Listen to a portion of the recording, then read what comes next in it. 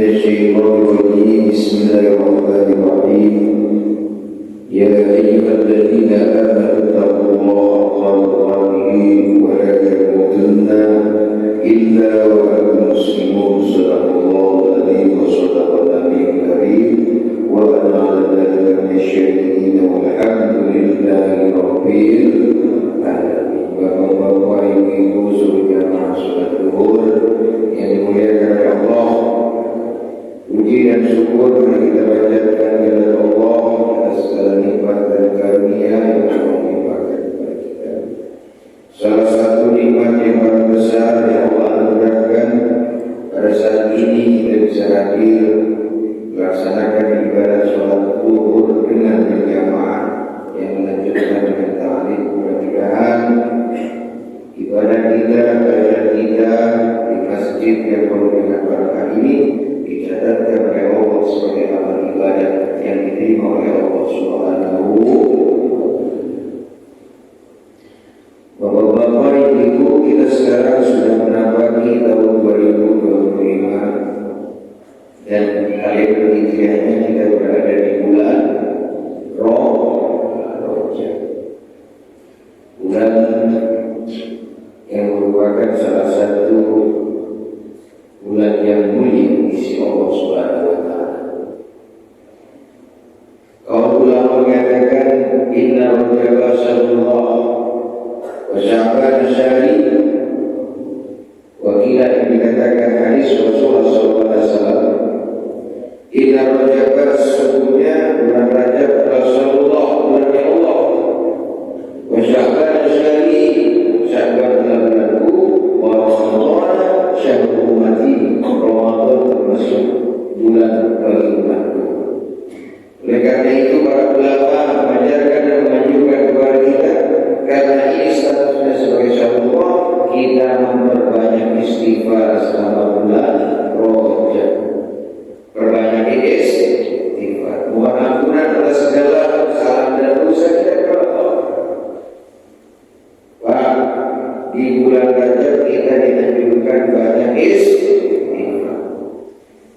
Astaghfirullah Rabbal baraya, astaghfirullah minal khataya, astaghfirullah Rabbal baraya, astaghfirullah minal khataya. Di bulan Rajab kita dianjurkan banyak istighfar setiap bulan kesempatan. Di bulan Sya'ban kita dianjurkan banyak sholawat, dan di bulan Ramadan kita dianjurkan oleh para ulama untuk memperbanyak membaca Al-Qur'an.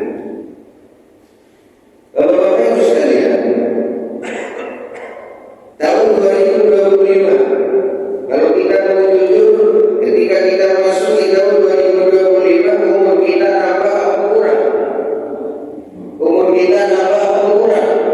Pak, berkurang apa nambah?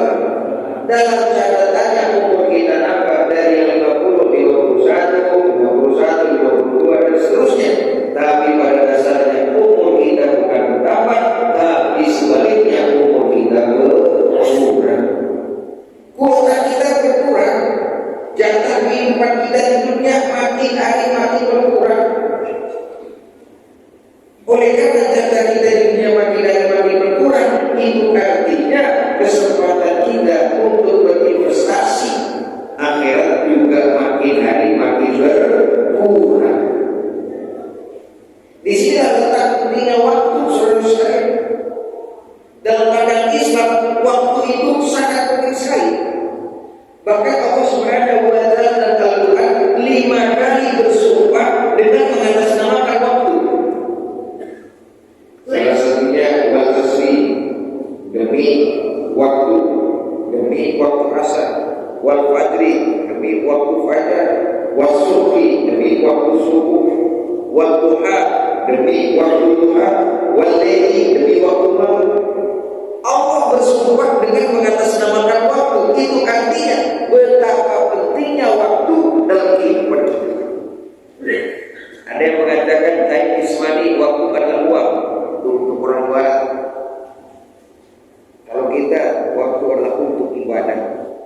lipat gandakan investasi akhirat kita.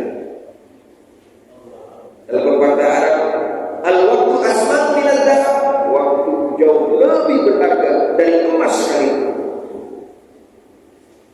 Kenapa waktu sangat berharga? Kenapa Allah begitu menggunakan waktu kosong untuk bersumpah mengatasnamakan waktu? Itu artinya mengajarkan kepada kita agar kita memanfaatkan waktu sebaik mungkin dalam menapaki jalan kehidupan kita. Kenapa? Satu, waktu sifatnya terbatas. Waktu merupakan sesuatu yang memberikan kesempatan kepada kita, tapi amat sangat terbatas. Tidak pernah ada kesempatan yang sama datang dua kali. Tidak pernah ada kesempatan yang sama datang dua kali. Kenapa? Karena pergeseran satu waktu. Karena ada orang mengatakan setiap waktu ada orangnya, setiap orang ada waktunya. Maka ada orang mengatakan juga indah pada waktunya. Kalau belum waktunya, gak indah. Jadi segala sesuatu itu ada waktunya, dan ingat waktu itu terbatas. Orang yang paling cerdas adalah yang memanfaatkan waktu sebaik mungkin. Untuk apa? Untuk melipat gandakan investasi akhirat kita. Karena hakikat dari kehidupan yang sebenarnya bukan di dunia, tapi di akhirat kelak, saudara-saudara. Yang kedua, waktu itu tidak pandang siapapun. Gak ada orang yang membawa waktu, gak ada. Gak ada orang yang membawa waktu. Setiap dari kita akan tergeser, tergusur, dan tergilas oleh waktu itu sendiri. Ada seorang petinju ketika masih muda, badannya kokoh, gagah, keren, sehat orang bilang. Tapi segini dengan waktu dia akan menua dan melemah.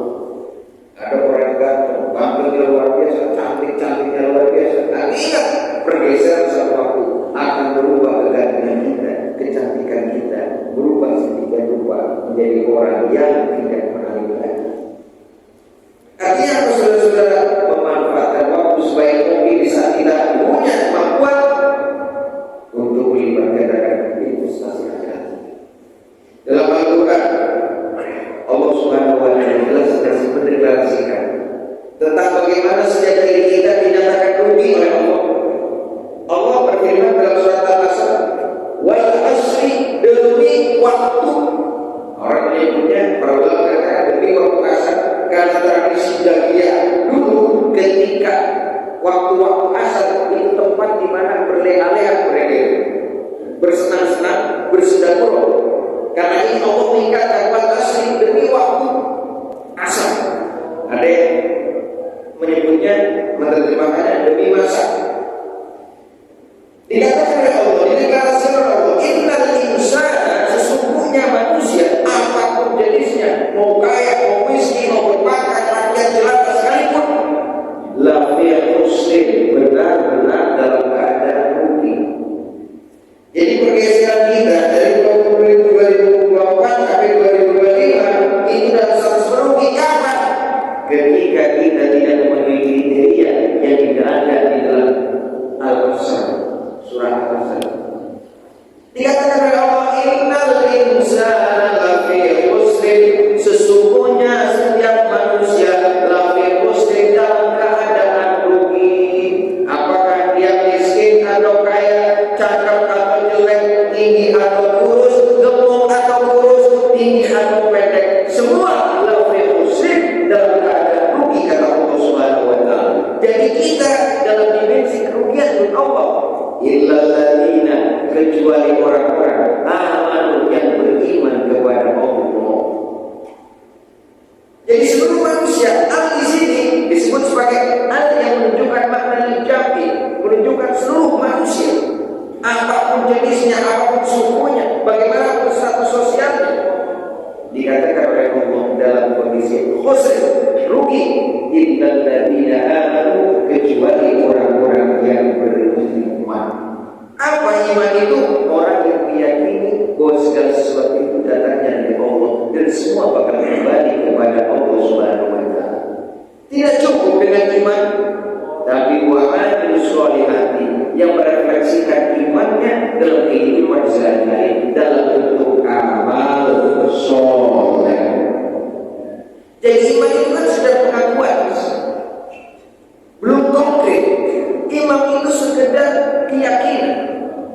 tentang adanya Allah, tentang Allah sebagai pencipta kita, sebagai Rabb kita, sebagai ilah kita. Tapi harus direfleksikan dalam realitas kehidupan kita sehari-hari dalam bentuk aktivitas amaliyah yang disebut dengan amalus sholihah, yakni amal-amal kebaikan. Jadi yang pertama, orang yang tidak merugi tentu saja orang yang beriman, merefleksikan imannya dalam bentuk amal soleh. Yang kedua, orang yang selalu memberikan dan mengingatkan orang lain dan diri kita sendiri untuk tetap berjalan di jalan yang benar. Wa tawassaw bil haqqi. Para ulama pasti mengatakan yang disebut dengan al-haq ay al-Qur'an, yakni menasihati saudara-saudara kita dengan Al-Qur'an. Ada yang mengatakan al-haq ay al-maut, yakni kematian. Selalu mengambil ibarah, mengambil pelajaran dari kematian saudara-saudara kita. Kematian adalah ibrah, kematian adalah pelajaran. Kafail mauti wahidah, kata Nabi, cukuplah dengan kematian itu sebagai nasihat dalam kehidupan kita. Betapapun kita berusaha untuk berjuang tetap hidup, betapapun kita berusaha untuk tetap menapaki usia, tapi ujung-ujungnya akan ada akhir yang dengan kematian. Cukuplah kematian itu menjadi nasihat buat kita bahwa setiap kehidupan kita berawal dan akan berakhir. Selanjutnya, orang yang tidak merugi adalah mereka yang saling mengingatkan. Wa tawassaw bis sabri, orang yang selalu mengingatkan dengan kesabaran. Bahwa dalam kapasitas kehidupan ini kita harus mampu untuk menerima takdir dan ketentuan Allah apapun bentuknya, khairihi wa syarrihi, baik itu takdir yang baik yang kita harapkan maupun takdir buruk. Karena baik dan buruk itu pada akhirnya tergantung bagaimana kita mensikapi dan mensiasati. Bapak-bapak Ibu sekalian, tahun 2025 yang kita tengah hadapi, bulan Rajab yang tengah kita hadapi, insya Allah kita akan bersua dengan bulan yang sangat mulia dan mulia dari Allah, yakni nanti di bulan Ramadan. Mudah-mudahan bulan Rajab ini menjadikan kita sebagai bulan istiqdaliyah, artinya bulan persiapan untuk menapaki 2 bulan ke depan menjumpai satu bulan yang sangat mulia yang disebut dengan bulan Ramadan. Ada doa yang diajarkan oleh Nabi, dan doa itu saya yakin sudah pada hafal semua. Doa ini bolehlah kita lazimkan karena tidak ada keuntungan yang lebih besar bagi umat Nabi kecuali dia bersua dengan bulan Ramadan. Allahumma barik lana fi Rajab wa Sya'ban wa balighna Ramadan wa fir lana durubana. Apakah yang wa fir lana durubana tambahan para ulama durub sahih biar enak ya. Ayo kita sebelum kita tutup nih. Allahumma barik lana fi Rajab wa Sya'ban wa balighna Ramadan wa fir lana dzunubana. Ya Allah, berilah kami berkah di bulan Rajab dan bulan Sya'ban, dan pertemukanlah kami dengan bulan Ramadan. Ini adalah bulan istiqdaliyah, bulan di mana Rasulullah sendiri mempersiapkan diri sebaik mungkin untuk menapaki dan menyambut bulan Ramadan. Yang tak biasa sholat malamnya, biasa sholat malam. Yang tak biasa sunnah qobliyah ba'diyah, ya biasa sunnah qobliyah ba'diyah. Yang tak biasa baca Quran, baca Quran. Kenapa? Karena aktivitas-aktivitas itulah yang nanti akan dilipat gandakan dan dianjurkan oleh para ulama selama bulan Ramadan.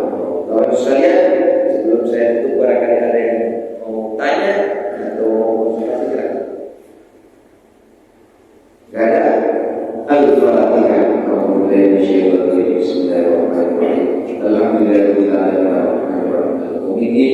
Iya Rabbi Nasta'in Shiratal Mustaqim Shiratal Ladzina An'amta 'alaihim ghairil maghdubi 'alaihim waladdallin. Saya sampaikan bermanfaatnya.